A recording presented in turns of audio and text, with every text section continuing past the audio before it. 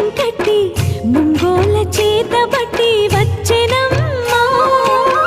గోవిందుడి కోక చుట్టి గోపెమ్మ వేషం కట్టి ముంగోల చేతబట్టి వచ్చెనమ్మా. నవమోహన జీవన వరమిచ్చెనమ్మా. ఇకపై ఇంకెప్పుడు నీ చేయి విడిచి వెళ్ళనని చేతిలోన చెయ్యేసి ఒట్టేసెనమ్మా.